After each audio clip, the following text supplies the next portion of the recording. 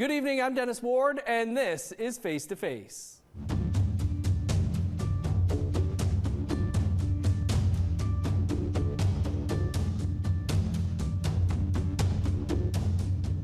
Our guest this week is one of the most well-known land defenders, human rights activists, and feminist leaders of our time, Ellen Gabriel. Gabriel was thrust onto the national stage in the summer of 1990 during Canada's violent siege of Kanehsatà and Kahnawà, when she acted as spokesperson for her community. The book, When the Pine Needles Fall, Indigenous Acts of Resistance, is the first book from the perspective of Gabriel. It became a national bestseller shortly after its release in 2024. Ellen, an absolute pleasure for us here to have you join us on the show this week from our studio in Montreal. Thank you for having me. Well, we'll start with the book, and almost 35 years later, why was this the right time to document this in When the Pine Needles Fall? I had been wanting to write something for a long time, and just couldn't finish it. So Sean Carlton approached me to see if I wanted to write a book, a conversation between the two of us, and I agreed.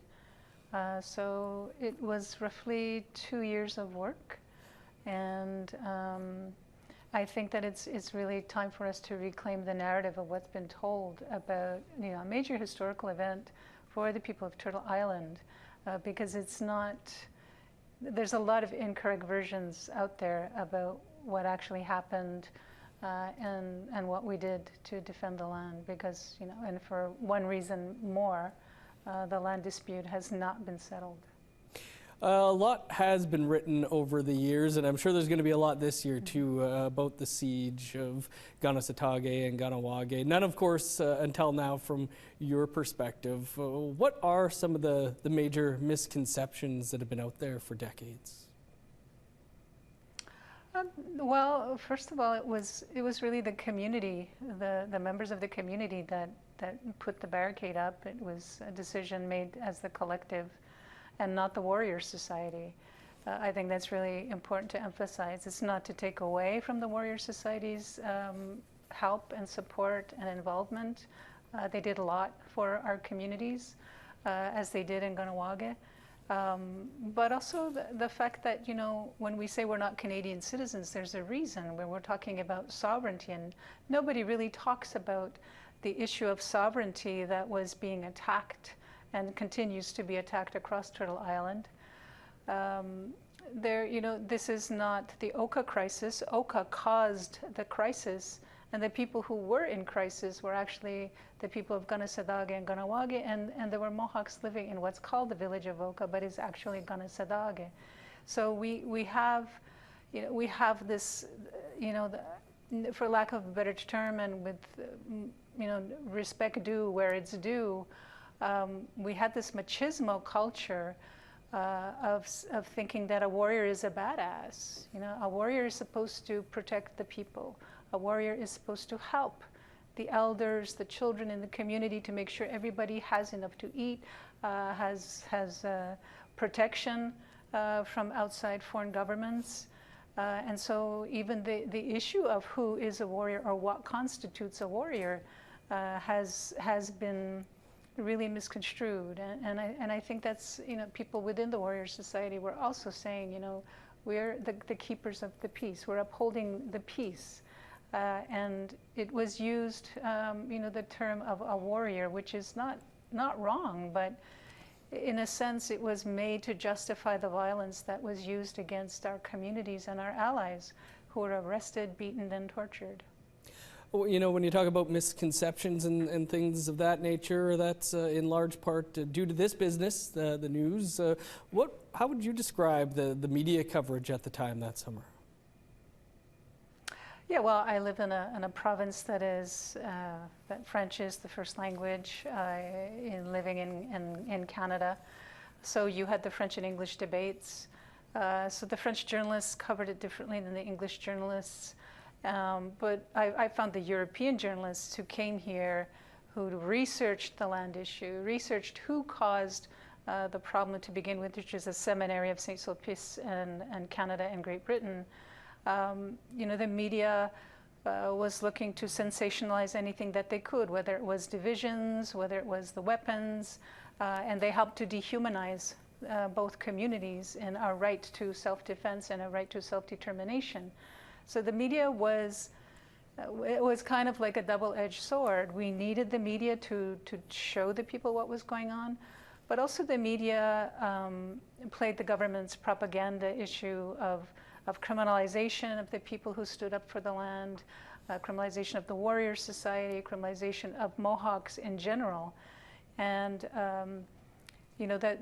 it would have just taken maybe a week or two for journalists to have read up on the history of Canada and the history of Kanehsatà, but that came much later on. So it added to the confusion of what was really going on, and it added to the frustration of the commuters in Chateauguay. It added to the frustration of the people within the community as well. And we knew that certain media, certain journalists were working alongside the police, trying to get pictures, trying to find out information from community members. So the journalists had a really huge role in their complicity of the violence that Canada and Quebec inflicted upon the Mohawk people. Ellen, as somebody who's kind of been in the media for decades, has there been a change in media coverage, do you think, of Indigenous issues? I would say yes. There has been a change in how the issues are covered. I think people are trying to make a better effort, especially since the Truth and Reconciliation Commission came out, the murdered and missing Indigenous women issue. But I still feel that they could go a little bit further in regards to being part of reconciliation and educating the public about the genocidal history that Canada and Great Britain and the French have. But also, there could be more programs that highlight Indigenous people, because this is our land. Canada belongs to Indigenous people. And so why hasn't the education system changed? And the media could be part of that education that's needed so that we can actually begin a process of reconciliation. Because as far as I'm concerned, reconciliation has not happened. The status quo has just changed its packaging. So the media has a huge role, as the TRC recommendations and calls to action stated. They have a role to play in the education and reconciliation between our peoples. I guess, Ella, what was life like for you and the Mohawk communities before the summer of 1990, and what made you want to put your life on the line to stand up? We're a small community. Life before that was very simple, very quiet, unlike what it is today. There are problems and there were differences within the community, mostly caused by the Indian Act, but people were able to speak to each other, and the community, we understood, we had like a certain sense of what is ours and what we need to do to get our land back. And I think I think people were also sleeping, though. I think people were also thinking, we don't need anything else. But we're still struggling. So I think it woke up people in the community that the resistance is still necessary, because they're still taking our land. And I think that was the beginning for a lot of community members around that time of becoming aware of their own history and becoming aware of what our rights are, and that the land is part of us, the land is precious, and everything on that land needs to be protected. So the community was, we come from we were not a rich community. We are a community that used to help each other out, and there was more of the language spoken. It's coming back again, but I think that it was a different way of life, which I think I miss right now. How did you end up becoming the spokesperson, and did you have any apprehension with that? I guess maybe not knowing what was going to happen, but any concerns about being kind of the face of it? We always changed who was going to be speaking to the media, and it happened to be my day. It's like, whose turn is it? It's like, it's your turn. So you get up and you talk to the police, you get up and you, so, but I listened, I learned, I watched, and I tried to respect the needs of the people within the community. And because I spoke French, perhaps not as good as someone who's their first language, but I was one of the few that spoke French, and we wanted to communicate to the Québécois, especially the surrounding people. And I did take it with a lot of trepidation. I had no idea that this would eventually evolve into something bigger. But I just saw myself as one of the people who is concerned about our land, concerned about our sovereignty, and just tried to pitch in the way everybody else was doing, because it is the community's effort. It's not just one person. Ellen, much more to talk about here on the show, about the book, Recollections, 35th year coming up here. We just need to step aside for a quick break, though, but stick around, more to come.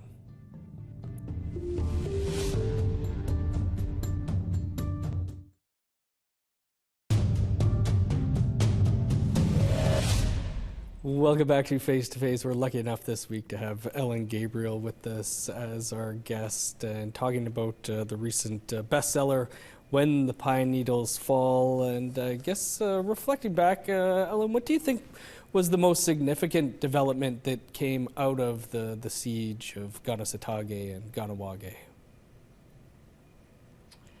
I think it, as I mentioned before, it woke a lot of people up. There was this complacency I think all Indigenous people were feeling because we didn't know what else to do, right? So I think it woke people up to say, yeah, we are nations and we are sovereign and we never gave that up. We also had, we had recommended during one of our standing committee presentations that there be a royal commission.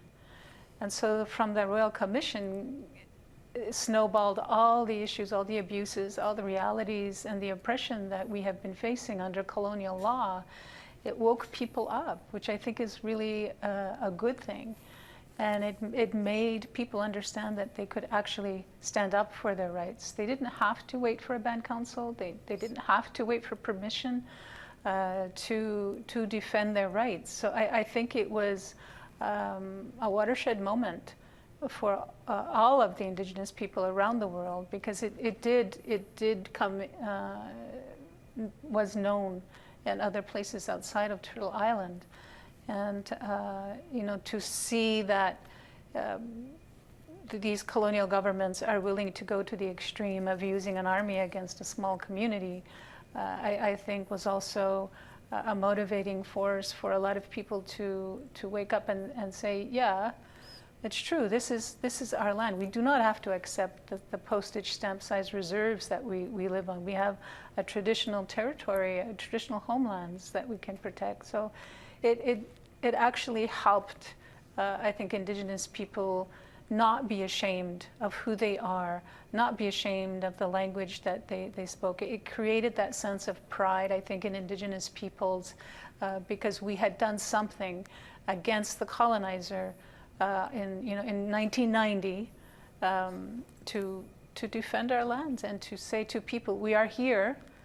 We are not just invisible in this big melting pot that you call Canada. We are actually living and breathing and still trying to survive a lot of that knowledge and the languages and cultures that of the teachings of our ancestors. Great stuff. I read an interview where he said governments haven't changed when it comes to land rights and self-determination. They've just repackaged colonization. Can you talk about that? Yeah, I think it's pretty evident from Canada's rights recognition that they use these words that can afford them some wiggle room and to continue the status quo and this relationship, this colonial praxis that we have in the relationship with Canada and its provinces. And it's just another way to say, okay, you're dealing with communities, you're not dealing with the nations. If we are dealing nation to nation, then all those, like we have 7 communities of the Kahnawà Nation alone. but we're not acting like nations.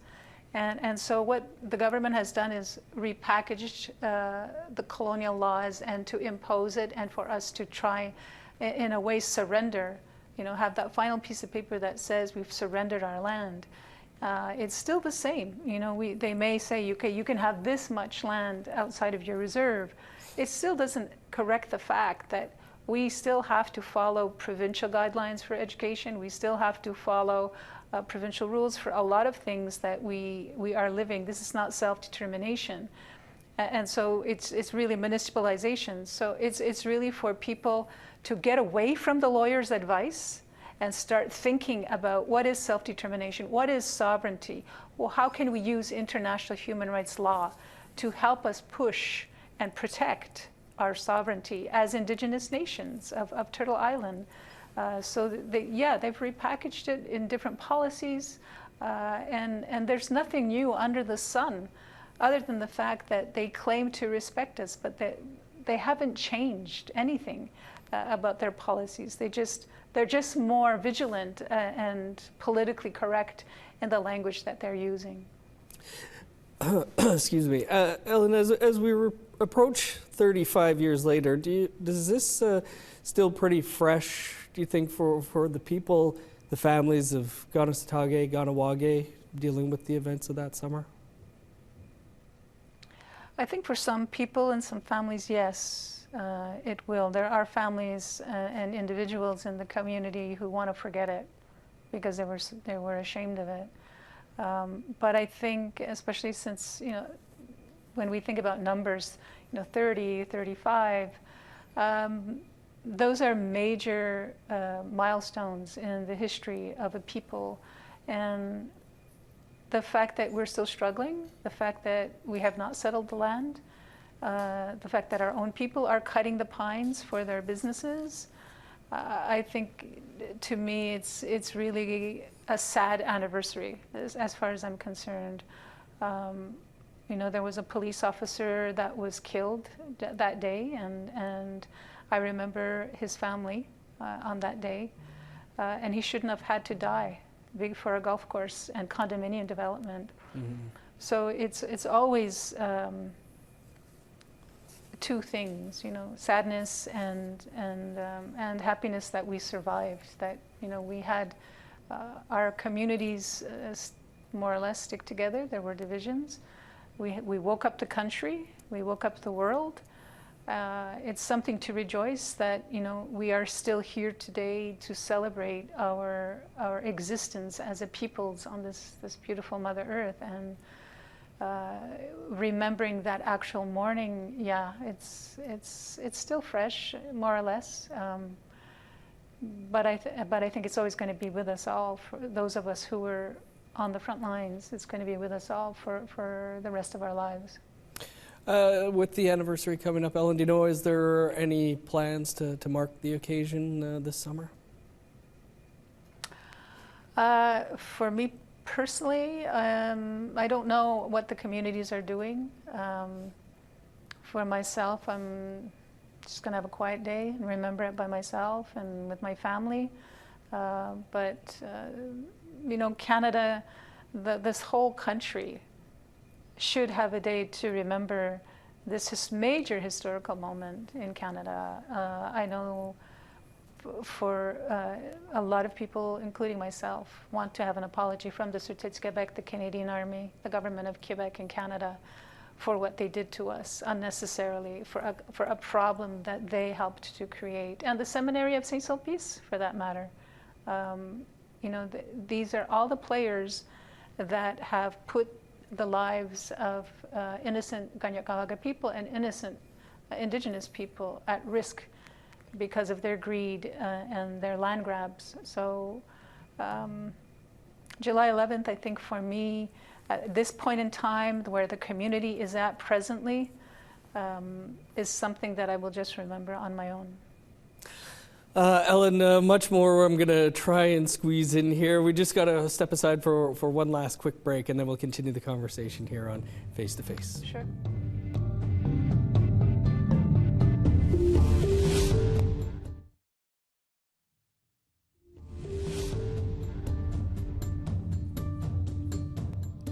Welcome back to Face to Face. Our guest this week is Ellen Gabriel, and so much we could get to here, but I wanted to talk about one thing that you've talked about, Ellen, and that's often being discredited when people are putting their bodies on the line to protect the earth, having your reputations attacked within your own community sometimes, but by outside forces. Do you have any advice for those trying to push past those types of attacks? Yeah, just ignore them. I think you have to just really be true to yourself. If you don't have a strong sense of your own identity and grounded in that, it's easy to be hurt. You will be hurt anyways. Just feel it and move on. Because, for me, when people ask, like, why do you do it? Well, I took an oath when I was reinstated into the Longhouse. I took an oath to uphold Kanehsatà, the great shining peace, and in it is peace. The whole thing about peace. We've tried. We have an obligation to protect all our relations, the waters, the plants, the fish, all those things, and I take that seriously. So if you understand what those teachings are, you're grounded in your ancestral teachings, then all those naysayers, they can say what they like. A lot of times it comes out of fear and threats to that person's way of thinking, and that's that's their prerogative if they want to do that. But surround yourself with people who support you, who can actually validate the message that you're doing, and don't be ashamed of protecting the earth and your people. That's what colonization has taught us to do, is to be ashamed of every part of us, even when it comes to protecting our rights. So you need to be a strong person. It takes time, it takes a lot of practice, but if you are doing something that your ancestors, those teachings of those ancestors that were taught to you, then you should not feel guilty. If you're not harming anybody, and you're protecting something that is sacred, like the land, then you have that righteousness on your side. Ellen, the world can feel like a pretty nasty place at times lately. I guess what keeps you optimistic and pushing forward? I think if I can use my previous answer, that I love being. I love the earth. I love my family. I always have hope. I keep myself busy, and I take walks to be with the trees. They don't ask anything of me, but I surround myself with good people, creative people. I like to have fun. And it's really important for people to do self-care. I think self-care is really, really a vital part of, if you intend on being an activist, not an activist in the sense that when an issue is over, it's done. I think as Indigenous people, we call ourselves activists, but it's really, we're just upholding our laws, and that's a lifetime. It's not something that you're going to do for a few months. For me, at least, anyways, it's a lifetime. So self-care is really important. Do what you enjoy doing. What gives me hope is the youth, because I see them with more open minds than my generation and older. I see them as being, really the conscience of society right now, the youth. And so whenever I can help, I do.